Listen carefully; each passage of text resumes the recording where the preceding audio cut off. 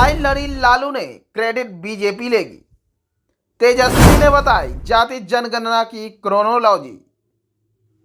एक इशारे में तेजस्वी ने कांग्रेस को भी दिखाया आईना। बिहार में आने वाले समय में चुनाव होने, इस साल के अंत में बिहार विधानसभा का चुनाव होने वाला है। लेकिन उससे पहले मोदी सरकार के एक फैसले ने बिहार में एक नई लड़ाई छेड़ दी है।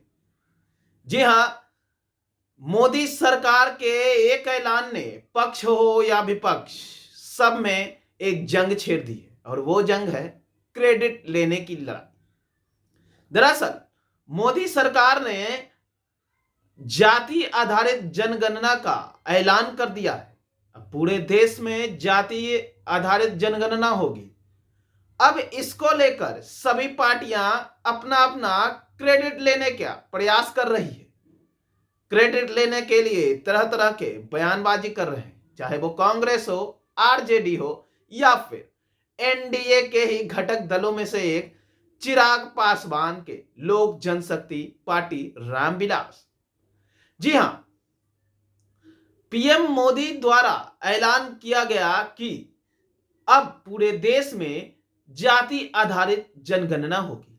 अब इसको लेकर तेजस्वी यादव ने कहा है कि यह हमारी लड़ाई है, हम इसे पहले से लड़ते आ रहे हैं। हमारे पूर्वज, हमारे जो सीनियर नेता थे, लालू यादव का भी नाम उन्होंने लिया, कहा कि लालू यादव की लड़ाई है, ये लड़ाई लालू यादव की थी और लालू यादव की लड़ाई में हमें जीत मिली है। हमारे आगे भाजपा को झुकना पड़ा है। साफ है कि जाति आधारित जनगणना पर मोदी सरकार का सहमति मिलते ही अब तेजस्वी यादव ने सीधे तौर पे कह दिया है कि हमारी लड़ाई के आगे मोदी सरकार झुक गई है। यही नहीं, उन्होंने आगामी प्लान के बारे में कहा कि इस जाति आधारित जनगणना में आदिवासियों को उनका आरक्षित सीटें मिलेंगे, लेकिन अब हम कोशिश करेंगे कि पिछड़े और अति पिछड़े जाति और अनुसूचित जनजाति को भी उनका अधिकार दिलाया जाए।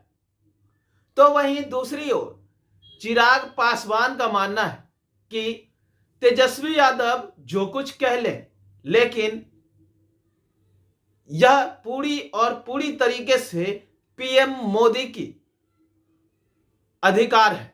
जी हां, उन्होंने पीएम नरेंद्र मोदी की जमकर तारीफ की, कहा कि यह पीएम मोदी का एक ऐतिहासिक फैसला है, उन्होंने देश हित में एक बड़ा फैसला लिया है। चिराग पासवान ने तेजस्वी पर निशाना साधते हुए कहा कि ये लोग सिर्फ क्रेडिट लेने का प्रयास कर रहे हैं, इसके सिवा कुछ नहीं। अगर जातीय जनगणना की बात करें तो यह हमारी इच्छा भी थी और मांग भी, जिसे पीएम मोदी ने पूरा कर दिया है। तो वहीं दूसरी ओर कांग्रेस भी क्रेडिट लेने की ओर दिख रही है। खुद कांग्रेस अध्यक्ष कहे जाने वाले खड़गे हों या फिर राहुल गांधी, सभी अपनी पार्टी की क्रेडिट लेना चाहते हैं। राहुल गांधी ने भी जातीय जनगणना पर मोदी सरकार की फैसले की स्वागत करते हुए कहा कि यह हमारी जीत है, हम जातीय जनगणना के लिए लंबी लड़ाई लड़ रहे थे, आखिरकार हमारी मांग पूरी हुई और मोदी सरकार ने यह फैसला किया कि पूरे देश में जातीय जनगणना की जाएगी। यही नहीं, जातीय जनगणना को लेकर राहुल गांधी ने कहा कि हमारी लड़ाई, हमारी मांग के आगे आखिरकार मोदी सरकार को घुटने टेकने पड़े और उन्हें जातीय जनगणना करवानी ही पड़ेगी। अब देखने वाली बात यह है कि यह जातीय जनगणना आखिर विधानसभा चुनाव में कौन सा खेला रचती है, किस पार्टी को यह जनगणना फायदा देती है और किसे नुकसान, क्योंकि इस फैसले का क्रेडिट तो हर पार्टी लेने का प्रयास कर